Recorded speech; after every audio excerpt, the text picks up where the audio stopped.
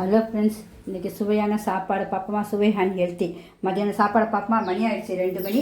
வெளியே போயிட்டு வரும்போதே அப்புறம் ஹோட்டலில் சாப்பிட்லான்னாங்க எல்லோரும். நம்ம ஹோட்டலில் வேண்டாம், வெயிலுக்கு அதுக்கும் நல்லாவே இருக்காது, நமக்கு ஹெல்த்தி வந்து என்றைக்கோ ஒரு நாள் ஆசைக்கு சாப்பிடலாம், வீட்டில் போய் தான் சாப்பிட்ணும், நான் சமைச்சிடுவேன்னு.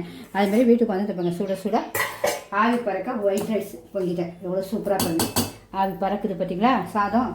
அடுத்தது சாதம் வேணாதவங்களுக்கு சப்பாத்தியும் போட்டாச்சு. நம்ம எப்பவும் போல் அழகாக பாருங்க, சுத்தமாக எண்ணெய் இருக்காது. சப்பாத்தி அவ்வளோ சூப்பராக இருக்கும். அது பாருங்கள், எல்லா சப்பாத்தியுமே அவ்வளோ சூப்பராக இருக்கும் உங்களுக்கு. அடுத்தது நமக்கு கருவேப்பிலை தொக்கு பண்ணியிருக்கோம் பார்த்தீங்களா, அதையே எடுத்து வச்சிட்டோம். 2 மணி 2:30 மணி இப்போ சோறு செய்ய முடியாது, அதனால் அந்த தொக்கை போட்டு பிசைஞ்சு சாப்பிட்டா சும்மா அவ்வளோ லட்டு மாதிரி இருக்கும். பச்சடி வேணாலும் நம்ம அதுக்கு தொட்டுக்கலாம், சப்பாத்திக்கு வேணாலும் பச்சடி. அப்புறம் நம்ம கருவேப்பிலை தொக்குக்கு முட்டையும் வச்சுருக்கேன், சிக்கனு இது சப்பாத்திக்கும் முட்டை வச்சுருக்கேன். அடுத்தது பாருங்க, ஹேர் ஃப்ரையில் சிக்கன் வச்சுருக்கேன். இப்போ அதையும் எடுத்துருவோம். ஹேர் ஃப்ரையில் சிக்கனும் வந்து செஞ்சுட்டேன். எவ்வளோ சீக்கிரத்தில் பாருங்கள், மொறு மொறு இருக்கும், பக்கடா மாதிரி இருக்கும்.